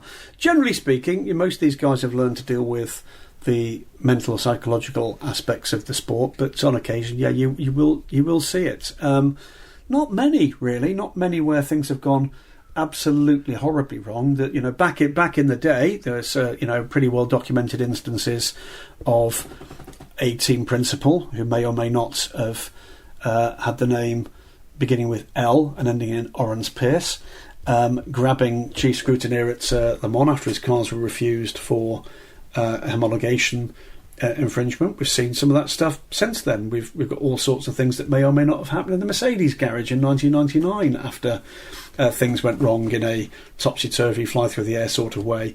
All those sorts of things can and do happen. All human life is here. You know, let's go down the road of what we were talking about a little earlier. Some of the bonkers stuff that happens in the pit lanes and the garages at the Nürburgring 24 Hours and elsewhere. You know, people can respond badly under stress. It doesn't make them bad people. James Cantor on Facebook. What's the best launch livery you've seen? I was slightly disappointed with the Carbon Legio 320. I thought it could have shown off its curves better. Thoughts and prayers, MP. Great job, GG and SK. Keep up the great work. Thank you very much. Launch livery, what do you reckon? I'm thinking the original Toyota P1 car at the WC that was in the red. In the red, I really thought. I've always wanted them to actually come up for a race and just run with that red livery because it was pretty good. Now looks pretty dated, I have to say, but I do think that was a pretty good livery. The hybrid livery on the Peugeot was pretty good. Was pretty good, but generally speaking, I'm actually quite a fan of an all-over carbon finish. The Ginetta P3 car looked brilliant. Didn't it just? With the little orange accents on it. Didn't it just? Yeah. We'll have to wait and see what happens in a few days' time when we see what the Ginetta P1 cars will look like. Because that will be the first time they'll have been seen in Team LNT colours when we get to Barcelona. So we're waiting for that with bated breath. Lots of good ones, really. Lots of good ones. But none that spring immediately to mind. Another one to think about. Adam Smith on Facebook. Maybe this has been discussed already, so please ignore. I've seen recently talks about combining GT3 and GT into a larger GT spec by the FIA. What are the odds this could happen, and would it be a good thing for series that run different GT specs? I think, look, the supply chain for GT cars, I'm sure, is being looked at very carefully by all those who, whether or not that's individual manufacturers, whether or not it's SRO, whether or not it's the ACO, as to what have we got, what do we know we're going to get, what might we get in the future, okay, and what are the options therein. Here is the news. You don't know, and I don't know, which manufacturers are in conversation at the moment about GTE Pro. We don't know that. We know some that have been. We know, for instance, that Lamborghini have looked at it and stepped away. We know McLaren have done the same. For whatever reason, in McLaren's case, probably because they're thinking more carefully now about hypercar. In Lamborghini's case, because they've been looking at a whole range of matters, including DPI, for instance. But the reality is, we don't know which manufacturers are currently in discussion about that. For me to scream here, crisis, crisis, would be potentially foolhardy when you don't know what the answers to the questions are. The fact that we can't point to a picture of a car and say that's coming in 2 years' time is not to say that there isn't a car coming in 2 years' time. Do I think that GT conversions generally would be a good thing? Always have done, always will do. I think you've got to manage it properly, and I think you've also got to manage the most difficult angle within that, and that is the unlightened self-interest of the commercial parties involved in motorsport. That is the varying priorities, not just of the manufacturers and their customers, but of the ACO, of SRO, of IMSA. They are the parties here where this will survive or won't, depending on the rule set. But can you get to the stage where there is de facto convergence? Well, we're not a million miles away from it. The Aston Martin and the Ferrari are proof of the pudding as that. It will be interesting to see whether or not there's any concession been made with the new Corvette to see whether or not that's the case, and whatever else emerges. Clearly not for Porsche. Porsche, I think, are pretty comfortable that they've got sufficient of a customer base to go forward with the two different platforms. But am I in a hurry to say, my God, it's a crisis, let's have GT3? And no, I'm not. I'm really not. We haven't even seen racing yet with just the three factory teams. in GTE Pro. I'm certainly not ready yet to call a major crisis before we've seen whether or not that stacks up. If it's terrible, and I don't expect it will be, then you can be assured that I'll be calling pretty loudly for that. But I'm not ready to call this yet. What I am ready to call here is, let's learn the lessons of history, and for God's sake, if you don't have confidence in motorsport that things are in shape that you can predict accurately in 2, 3, 4 years' time that this is coming along, this project's coming along, that project's coming along, for God's sake, have a plan B. Stephen Gate on Twitter says, question for both of you. What's your favourite sports car of all time? Mine's Jaguar XJR14. Mine is the Audi R10, for the reason that was the first Le Mans winner I saw. It was the first sports car race I ever went to in 2006, and I'd never seen anything like it. The only things I'd ever seen on track were touring cars and single-seaters. I'd never seen a diesel car race. I'd never seen a prototype race, and I thought that thing was mind-blowing, and it looked cool. It's also oddly enough. I was so young. I was very impressionable, and it's still hot. It's still, to me, that is the pinnacle. I think it's Alan McNish's favourite as well. I think it's Alan's favourite. I think he owns one of those cars as well. I think it's one. Does he really? I think he does. He's made a point of not telling me that, hasn't he? It's probably because he doesn't want you to bother him. I mean, in fairness, he's got a very big kitchen, and I believe he keeps it just at the back behind the tea bags. Well, in the same cupboard as the Tunnocks. It's not Alan McNish size. It's a proper full size thing. It's not the one that's up on the window. It's not on the windowsill. No, this is a proper one. But that has been a tradition in Audi Sports years of their successful drivers being gifted a significant car from their driving history that is theirs and is retained by the factory for them. But can they run them? They can run them. Yeah, they can. Fantastic. And but I believe he may well have access to an R10. Mine, if I had to choose one, is the McLaren F1, the 95 car, short tail car that was with the Harrods livery. That was the car in 1995 that, when I was standing trackside with my then 7-year-old son, was the car that we followed through that race, and it damn near won. But didn't. And I've told the story before, but I know we're picking up listeners all the time, and you are most welcome, by the way. I had an opportunity to at least be driven in and potentially to drive that car, and because we couldn't get calendars together at a critical moment, the car was sold before I got that opportunity. I will never forgive myself. That is a great choice, and it had one of the coolest driver lineups of all time. Yeah. Nothing says more British and gentlemanly than that driver lineup, does it? Well, we've had all sorts. We had Olivier Griard drove that car, Justin and Derek Bell and Andy Wallace drove that car as well. 3 drivers at Le Mans, wasn't it? Fantastic. All good stuff. Jeremy Charette says, gents, many thanks for filling in for Marshall. Just got back from New York City, so let's talk Formula E. Have either of you been to a Formula E event? If so, what did you think? My thoughts in 2 sentences. Hands down, this is the best value in motor racing today. It's by far the best fan experience I've ever had. Graham, take it away. Okay, no, I've not been to Formula E. I have no problem with actually saying I'm a fan of anything that increases people's access and opportunity to motorsport in any regard, and in particular to motorsport that is promoted by manufacturers and OEMs. I think on that front they have an absolute brilliant, unique selling point. They can get to places that the rest of motorsport in this day and age cannot. I've consistently said that. I do find it a bit gimmicky, without a shadow of a doubt. I think the racing has been better with this new generation of cars. As for the best value, I guess it depends how you measure that. I know that their general admission prices are very competitive indeed, certainly depending on the race meeting. I don't know if Jeremy says what he paid for it, but it's a tiny amount, I know, to get in. But I think their grandstand tickets are pretty pricey, and it's a one-day event, I think, is the other thing to actually say. For me, for a long time, the best value in motorsport has been probably the Le Mans 24 Hours. General admission for the Le Mans 24 Hours is still pretty affordable. I think it's 60 to 80 euros for general. Like that, yeah. That gives you access to a very large proportion of the circuit, most of the really good viewing points. Doesn't give you a grandstand seat, but then again, you probably don't need that. There is acres, and literally acres, of entertainment, places you can walk, things you can see, experiences you can soak up, including the Friday night concert, which has been free for the last many, many years, usually with a pretty good, world-class band around that.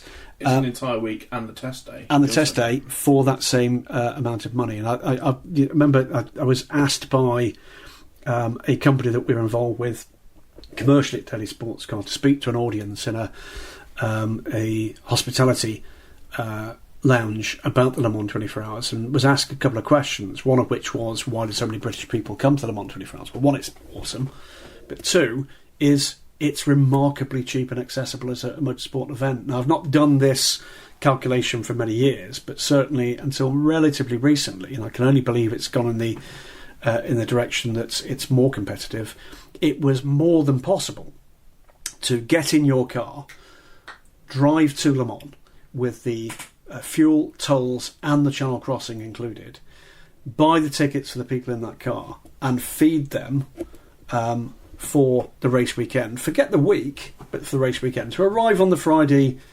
evening, probably having slept in the car, for instance, sleep in the car or in a tent pitch next to the car Saturday night and drive home. It was possible to do that, all of that, for very much less than it was to attend the British Grand Prix.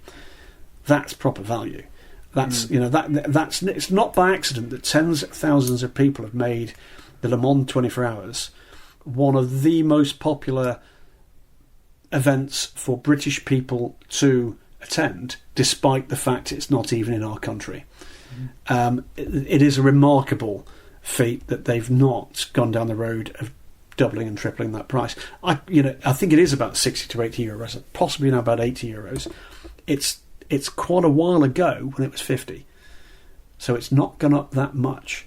They have realised, I think, pretty comprehensively that that's not a market you want to play with. That the key to the success in terms of the crowds of the Le Mans 24 Hours is numbers. It's get them through the gate. That's why it's so important for there to be names on that grid that people can recognise. As for Formula E, here's the up and the down for me. Great. I think it's great that people can actually get to a world-class event, and I hope they are world-class events, and I'm hearing they are world-class events. The access, the city centre access, I think is key to that. The sustainability of that is going to be based on the continued participation of not just factories but numbers of factories. The proof of the pudding for Formula E is going to be how well they can sustain that, not over a year, not over 2 years, but over 3 to 5 years. And if they can break that cycle, then they will have achieved something that nothing, including Formula One, has actually managed to do in many, many years. Retaining a relatively large number of major mainstream factories with real involvement is something that motorsport has traditionally really struggled with. Very few examples of that happening. British touring cars for many years managed it. Formula One in its pomp, but now it's all a bit different. And we've seen the travails of top class sports car racing. GT3 racing, not the same thing. Just isn't. That is not mainstream OEMs investing. That is their customer racing side of things. The other one that's certainly worth actually mentioning at this point, simply because they do persuade the manufacturers and their retail representatives to put on a show at very many of the races, IMSA has managed to do that. But the difference, that is a national, albeit a massive national, that is a national operation and not an international one, and that's where you hit problems. I think the WC at times has been a bit lacking in its fan areas of some of the manufacturer interest. I think they often have manufacturer stands, don't they? They do. But they could go so much further. They could. I think the difficulty is it is that business about globalising it. The world and it's globalising it. Different departments of every manufacturer. Absolutely. DTM. Yes, have done that, but again, it's a national effort. You're dealing with one retail network, one distributor for a brand, not 7 or 8. Okay. Best display of sportsmanship in racing. This is from Robert Northway. He says on Facebook, I'm currently still recovering from what's been dubbed the greatest game of cricket of all time. My God, it was. Where my Black Caps had 2 ties with your English side. These 2 sides have both showed the highest order of sportsmanship throughout the World Cup. My question for you is, what is the best display of sportsmanship you've seen in professional sports car racing? I've got one for this. Go for it. It would have been about 3 years ago. I was chatting to Arj from Clearwater, and he told me the story of a GT Asia weekend where I think they were running Ferrari 488, And the team that was in the running for the title, I believe, was the what's the name of the BBT? Yep. Had a engine failure on the first day of running. They were in the running for the championship, and Clearwater are a one-off entrant. And Mok Rensung gave them his engine and sacrificed their team's entry for the weekend and gave them the engine so they could race. You have to go pretty long way to actually beat that. But we've seen heroism in the past. I mean, James Winslow, still very active, of course, in sports car racing, memorably in Asia, whilst in a very strong position in a race in a championship, having spotted that one of his compatriots, one of his fellow drivers was in trouble, having had a hard impact, stopped his race car and went over to assist him. Same with Guy Edwards, of course, back in the day, and some real heroism shown when motorsport was sadly rather more dangerous in real terms than it is nowadays. But you see sportsmanship all the time. There's I'm trying to think of the instance very recently. It was we saw the instance of the Chip Ganassi racing team coming in helping their customer with the front end change for Ben Keating's car. We've seen too when major teams are out of a race. In fact, we saw it with the Opel Manta, where the guys were coming along and helping out to fix that car in the overnight battle to actually get the car back on track. I'm trying to remember which team it was that actually came and helped them. The team that was next door to them, there was a great quote from them. It was a team running a Seat that said, "Our race is going so well and so undramatically that our guys have spent all night helping to rebuild the Manta because they were based in the garage next door." And the irony there was that unfortunately the Seat actually crashed out in the early morning, and the Manta went on to finish, albeit unclassified. But it happens all the time. You can be very blasé about it, can't you? Yeah, and let's not forget as well that Audi, I believe, always used to invite the Peugeot and Toyota to their hospitality after the Le Mans 24 Hours, after winning the race, and clap them as they walked up the stairs. They did, and famously, actually, after all those years of battling head to head, there's TV footage of this. So it was when Peugeot actually finally won in 2009, and there was a TV camera actually in the garage as the team correctly, lost their minds in celebration. And within moments of the flag, down came Volkan Gulrich and his senior management team standing outside the garage to applaud them. That's what I want to see in my sports car race. Apologies. Finally, the best example of the lot, of course, was Henri Pescarolo. When Henri found himself in trouble with a business partnership that went wrong and lost his company, Jacques Nicolet and his friends bought the team and the assets, bought all the cars and all the assets, and just handed it back to him. That should never be forgotten. As we sit here today talking about whether or not Ligier are in trouble with their LMP2 programme, do not forget that was Jacques Nicolet. That's the mark of that man. That was Jacques Nicolet's response to an icon. Icon is a word that's massively overused, but Henri is absolutely one. That was Jacques Nicolet's response to a very personal crisis for a very honourable man that had just made a bad deal. And in this instance, I will personally never forget that. I think that was an amazing feat of sportsmanship and camaraderie in what, and that's what I value most about this sport, this part of the sport, is that human factor. And I'm not afraid to say that when I heard about that, I had tears in my eyes. That was amazing to feel that a man with wealth and success thought beyond himself and thought to his sporting, idol and his friend in trouble and handed over something of not inconsiderable value. Damien Peachman on Facebook says, "Graham, what is your ideal number of cars that the Spa 24 Hours should be restricted to?" Good question. Back to what we had last week. Yeah, which says 72, 73 is too many. 60 felt a lot, I'll be honest with you. 50, 55 I think would be more than ample. I get it, I understand the commercial realities. I think to inform your thinking on this one, I think you had to be there when it went wrong. Which time? In particular, that when we had the multiple incidents at Radeon, the incidents in the immediate aftermath of one of those that I thought killed Tim Mullen, I've said this to Tim since. I think it ended his career. It was a massive shunt, which I'm pretty certain was down to a tyre failure running through debris. The reality, once you've seen it go that badly wrong, you don't want to see that again. I've got all sorts of things that generate my enthusiasm and my vigour about this sport, but nothing more. Nothing encourages me to develop an opinion more than when I see people get hurt. I don't want to see people get hurt for my sporting entertainment. Not ever. Sometimes the inevitability is when things go wrong that it does happen, but if you've got the avoidable, I always want to make sure that you can possibly avoid it. It's not vanilla. It's not about let's wrap people in cotton wool. I can't develop that and then say that the Nürburgring 24 Hours is the most awesome race in the world. It's not that. It is, if you have a known and that is additional risk to it, then you are duty bound, in my opinion, to start to develop a way in which you manage that risk. And I think in this instance, I hope I'm wrong, and I hope we have. I'll be there.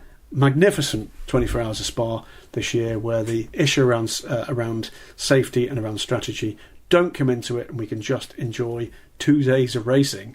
I hope I'm wrong, but it feels I am concerned at that level of cars, at that level of performance on that track, with drivers of mixed ability in an area where more often than not we get mixed weather conditions. That is of concern. The SRO guys shouldn't think of it as a failure if they ever drop the number of No, cars. I think that listen, to always say we've got a record-breaking entry is not a necessity. It's not, and I think I don't think it's so much the headline thing they're bothered about. It's the commercial. It is about commercial viability of that series. Surrounds, without a shadow of a doubt, principally getting cars on the grid. That's how they generate the income. There's a point beyond which I'm happy with the level at which that's happening, and I'm at the outer limits of that right now. Another question from Damien. He says, after last year's not so good international commentary, will the Suzuka 10 Hours have proper commentary this year? I've no doubt there will be. I think that was just a blip. I think it was a bit of a blip from the race organiser, Mobility Land, the promoters there. I don't think they quite knew the marketplace they were into. Certainly not. This is not having a stab at the people who actually did what they did. I think they worked with what tools they had. I'll say this much. There are some fantastic offerings of live streaming products around the world in motorsport. We are luckier now than we've ever been. The one gap is I've seen the current offering on Super GT, and I'm not massively impressed with it, to be honest with you. I think that one needs a kick up the arse. But for the product it's showing off, it's been better, I think is what it comes down to. However, full credit to SRO and their team for leading the way very much on that front in terms of their availability of a very wide range of events on, with very high quality of vision. Seldom find a problem with that stream, wherever it is, and a pretty high quality for the most part of the commentary teams as well. And I've zero doubt that there'll be some very familiar faces at Suzuka. Hope so, because I'll be listening to them. And happy to say, by the way, that putting the final touches to what will be a full team from Daily Sports Car at the 10 Hours of Suzuka. That will involve my good self, with support from a manufacturer, and we'll give some more details of that in due course. And also, making his first ever trip to Japan, our Super GT guru, RJ O'Connell, will be joining me with some support from another team there. So we're going to have big fun, and there'll be no shortage of opinion. There are so many good commentators out there, Graham, and I think it's worth saying to the listeners that as much as people bash commentary teams for various sports car events and motorsport events, it is an incredibly difficult job to do, and you do it regularly. And the more I hear about what it takes to be able to do that properly and do it well, the more I think that is an absolute, mind-melting level of concentration that you need. I'm dead lucky. I'm dead lucky, and I'm dead lucky for a number of reasons. I'm lucky because I'm in a part of the sport that seems to welcome the kind of train spotter-like knowledge acquisition that I've managed over the last 20 years. I'm very lucky that very early on in that journey, I was invited to stand and watch those races, British GT races in the past, in the commentary booth. usually with David Ellison on the mic. I'm very, very lucky indeed that David handed me a mic once or twice for a little bit of feedback, and I'm extremely lucky that John Hindhaugh did the same just a little time later at Petit Le Mans, and that somewhere along the line somebody decided that they liked the voice, they liked the content, and now I do this at least in part for my living, and I work with some of the most stunningly professional individuals, not just the voices you hear but the people behind the scenes, and we are extremely lucky. I think if you were to look across all the product that is out there in terms of the visual and auditory experience you've got with all the major championships, you'd do well to point at something and say that's not up to standard. That's a remarkable thing to be able to achieve, and I still, in delight and wonder at the fact that I'm there involved now with 3-4 pretty major championships as a regular voice that you'll hear. And unfortunately for Asian Le Mans viewers, a regular face you'll see as well. Sorry about that. But I think we're extremely lucky. And, when you look back 10 years, 20 years ago, there was nothing of that kind of order. Yes, we had Radio Le Mans, and yes, John and Eve were beginning to rack up the range of events that they were actually covering at the time. But the reality was nothing on the scale that we've now got. You and I could literally sit, 18 hours a day, and never have, on a weekend, and never have nothing to watch that interested us in terms of motorsport. The reality is we've got to be selective now about what it is we watch. Which is really hard to do. Which is really remarkable when you think about it. When you think beyond the norm, you can do this with English language commentary for Addict GT Masters, for GT Open, for DTM.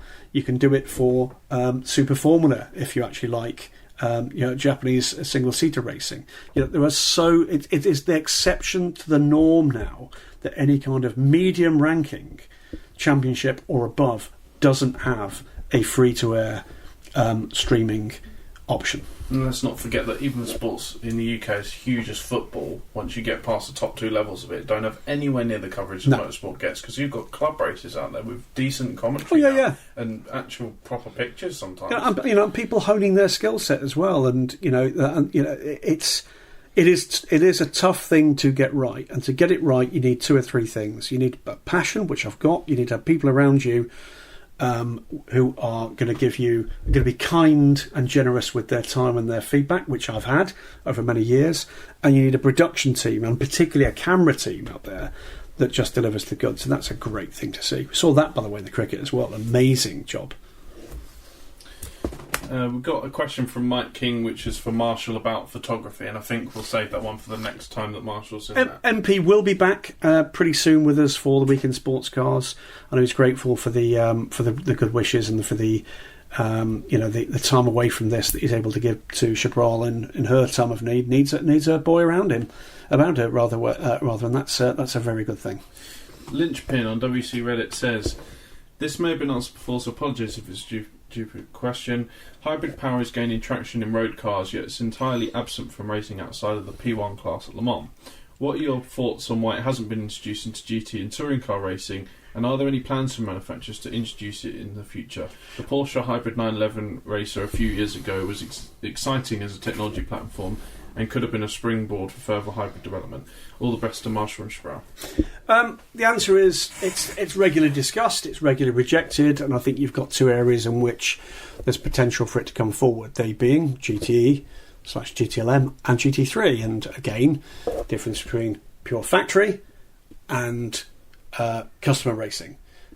Therein potentially lies the answer to convergence. Exactly that point.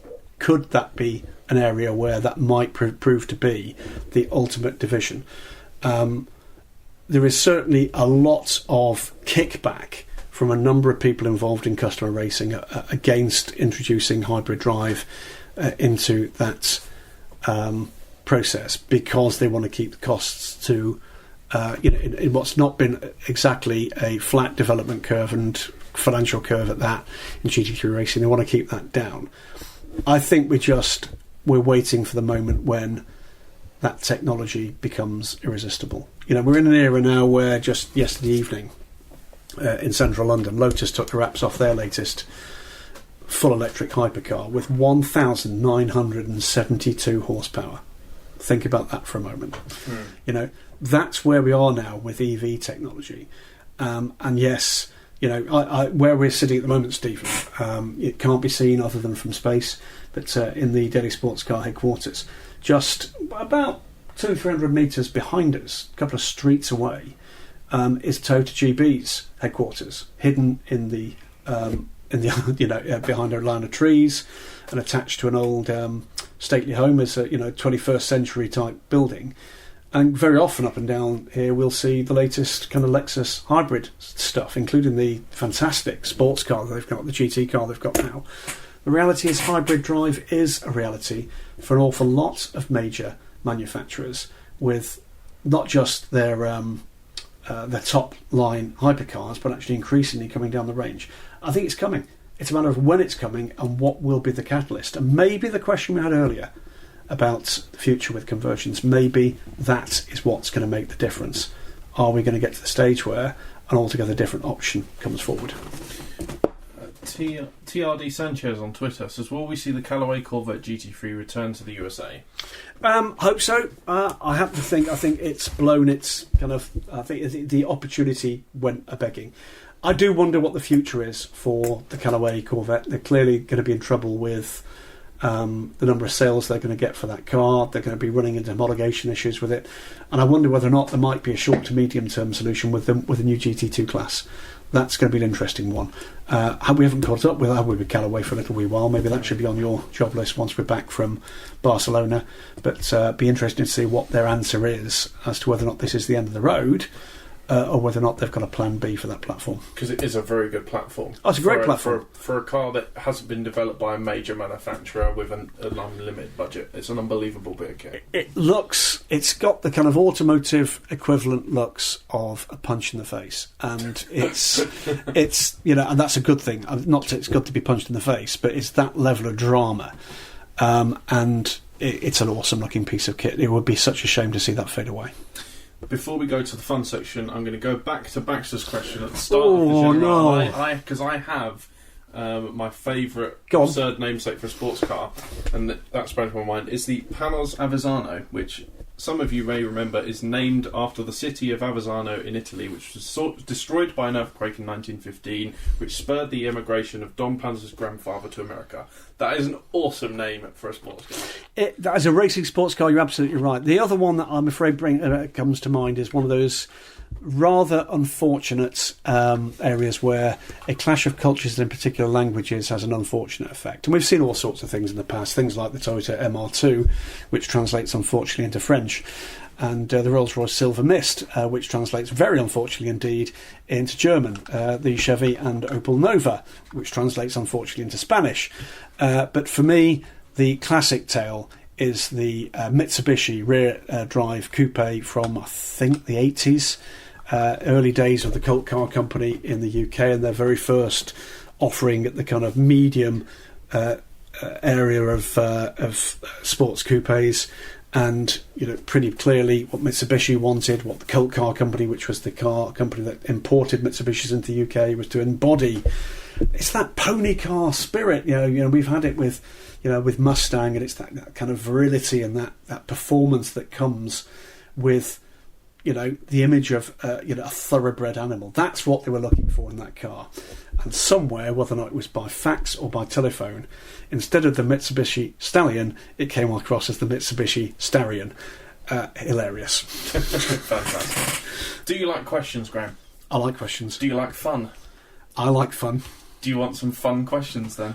I think you've just had the answer to that. If you combine the answers to the two questions you just asked me, get on with it. Fantastic. Let's go to fun then. And the first two questions, I believe, are actually for me, so do you want to read them out? I might well read them out. Glasses. What's the best and worst things about working for GG, says James Wadham. Oh, God, I've not got that much left on this, says these. God. What's the best things about working for me? Be really careful here. I know this is not an easy question, is it, James? Shall I go and get a cup? You knew that, didn't you? I'll tell you what, you can ask. This sounds of me going to make a cup of tea while he talks into my microphone in my office with my tea. Be careful. Well, it's hard to say anything worst. I mean, we spend an abhorrent amount... You do snore, but that doesn't bother me. We have spent an abhorrent amount of time together. Yeah. And I mean that in the nicest possible way, but there are... I think I've spent more time with you in the last 7 years than any member of any of my family. Yeah. Which is amazing, really. And we don't really argue or bicker that much, do we? We have our moments. We have our moments, but it tends to move on pretty quickly. But what can I say? Its best stuff is I get to travel the world. You know, I do exactly what I want to do. I get a lot of creative freedom to do it. I get opportunities a lot to do things that I know most of you out there would absolutely love to do, and I never forget that that's an absolute privilege to be able to do. This is Sound of the Kettle, Paulie, by the way. That is the Sound of the Kettle. It's not a Lancaster. No. Yeah. It's hard. It's hard to complain when you do a job like this, and you often have to remind yourself of that when you're on a really, really tough weekend, because it is a very tough job at times, where you have a ludicrous amount to do and not a lot of time to do it, and you've had no sleep, and that happens quite a lot. But it is awesome, and I'm not complaining in any way. So, that's sort of the answer to the question. There's nothing really, aside from, I guess, okay, if I'm going to pick a hole in Graham as a boss, it's my diet is out of control when we're on race meetings. It's out of control, and I have no self-control. And as a consequence, I've probably put on 4 stone since I've been working for you. And even though I run practically every circuit we go to and I run between race meetings, I can't help but put on more weight. Yep. Graham, please stop feeding me, sometimes forcibly, stuff. I will remind you of that when we actually get to Barcelona. And you say, beer and pizza, and I go, yeah, tapas. Yeah, well, that's a fair assumption, and you're not fired. So that's okay. Next one's for you as well, mate. Yep. It says, it's from Ryan Turcher again. It says, hopefully I won't set off another soapbox moment. Well, hopefully not. It says, you've won the lottery. What's the first thing you buy? And have you ever heard the Mazda 787B? And how does that not make the list for best-selling cars? Now, I've heard the Mazda 787B in a demonstration run at Le Mans, and it wasn't very loud because it was pootling alongside. That would have been the Johnny Herbert, yeah. No, Johnny Herbert drove it well, and with absolute fairness to him, Patrick Dempsey drove it the day before and was basically looking after the car, which is what you'd expect. You wouldn't expect him to risk everything. Johnny, it's fair to say, grabbed it by the throat and battered it against the wall. Good lad.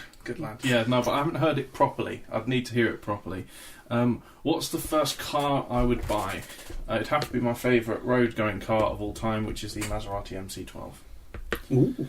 So we have one of those in the showroom around the corner. You took it to me. Did I? Yeah, you took me to see it on my birthday about 4 years ago. It says, for Graham, why the crickets when By Colours is named? Again.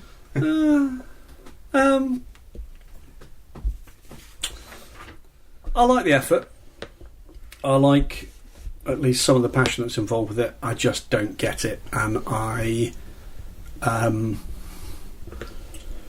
there's something about it I'm just not very au fait with. There's something about when you walk into the garage, it's very different to any other garage experience. There's something about it I'm just not very convinced by.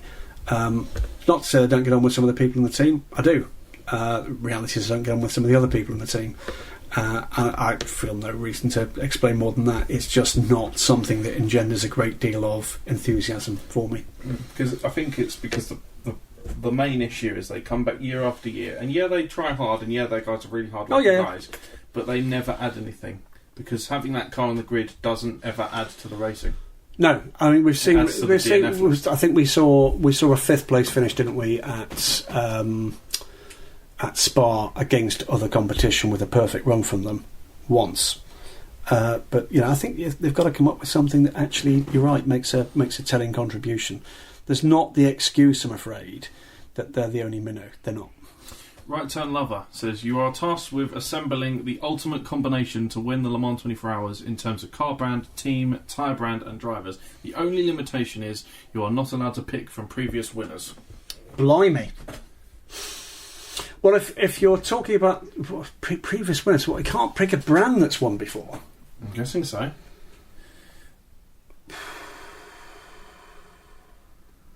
That's a cracking question.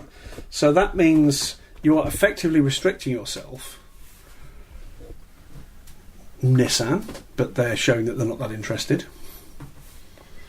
Mazda have won, Toyota have won, Holden, no. I'm going to check the question again. In terms of car brand, the ultimate combination. Well, I think the ultimate is something a bit left field, isn't it? That's what you want.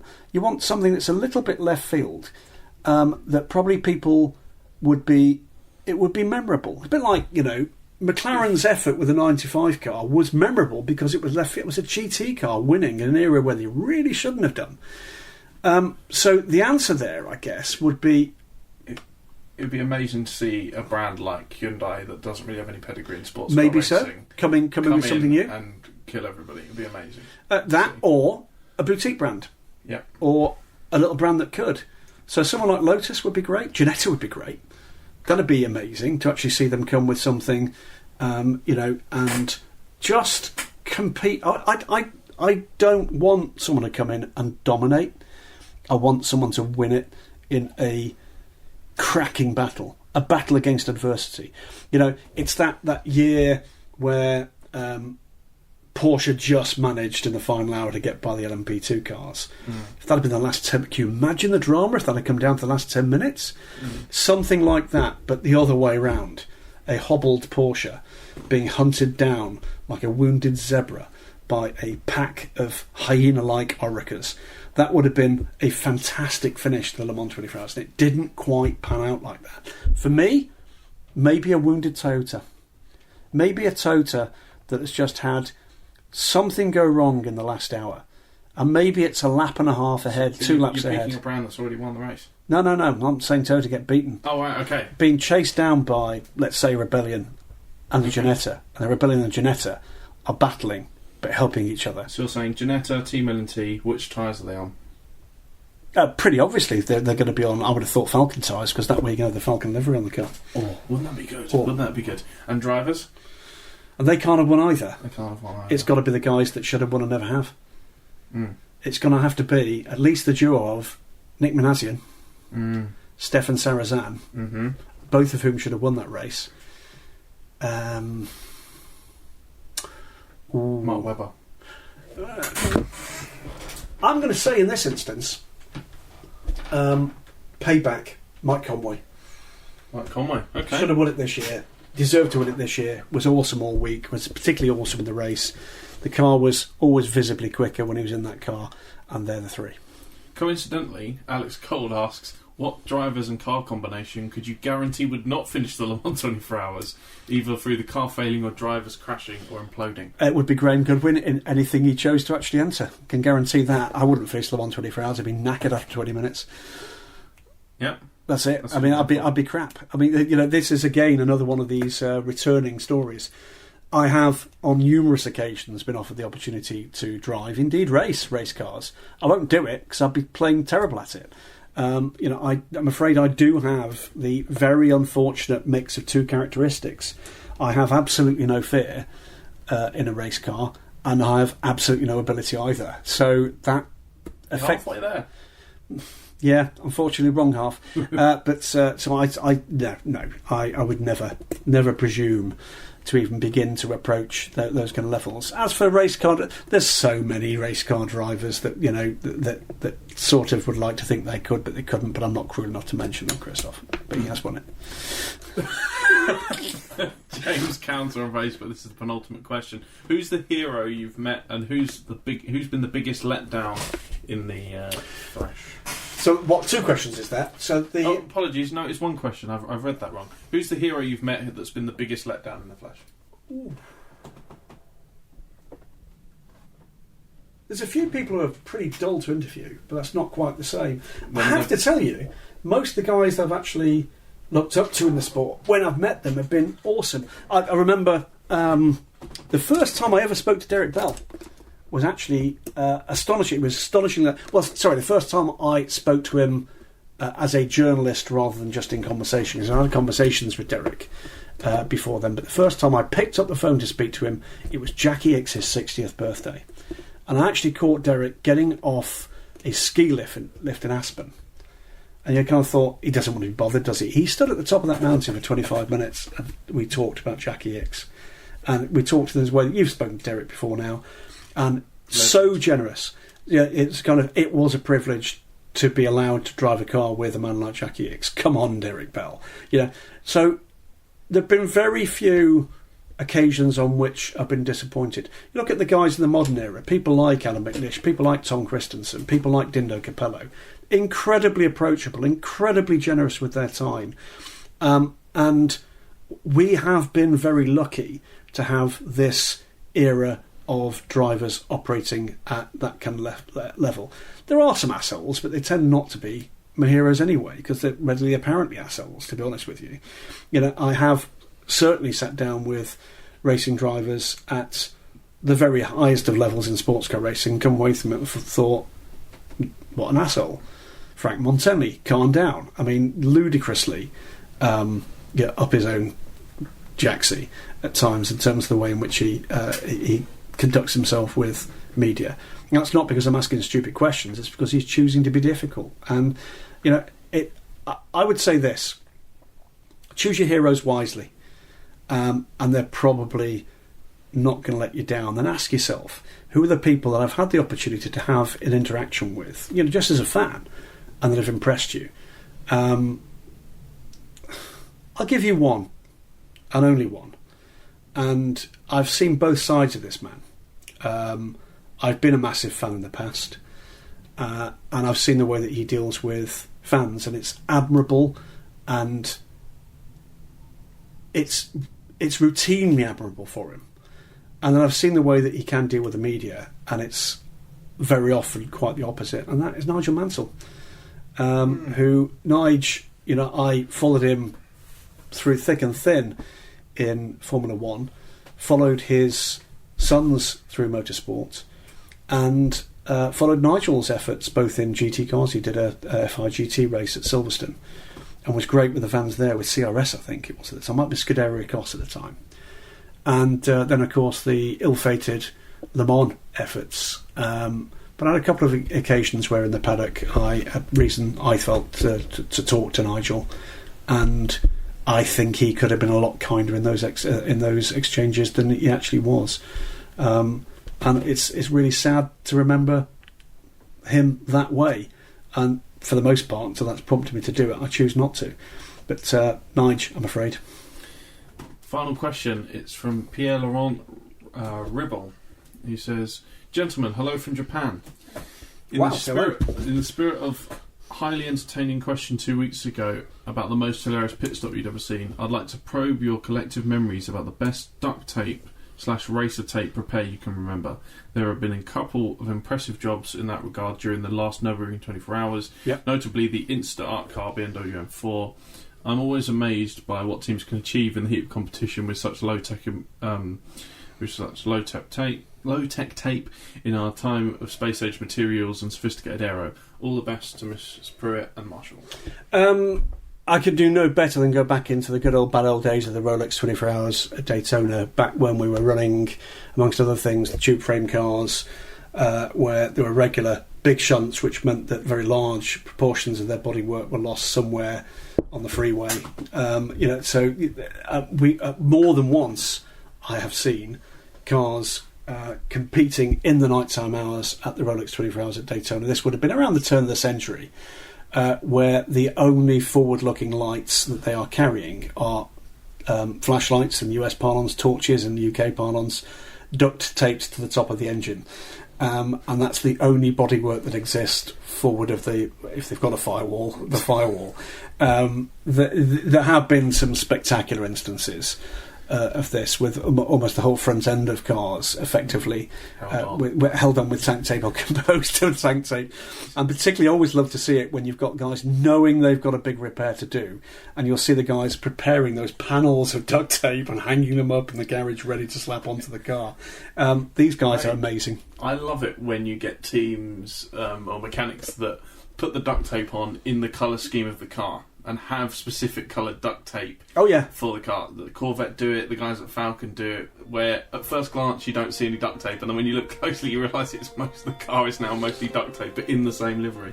Brilliant. Well, that's it then for another week in sports cars. Thanks to you, Stephen, again for giving up your time. Our best wishes again to Chabral and to Marshall on their journey. Good luck to you both, you lovely, lovely people. Time for us to say ta-ta. Time for us to shove a random selection of clothes into bags before we head for a shonky flight to Barcelona for the ELMS and for the WEC Prologue. He was Stephen Kilbey. I am Graham Goodwin, with thanks again to the Justice Brothers and to Cooper Ties. This was the Weekend Sports Cars on the Marshall Pruett podcast. We'll see you next week.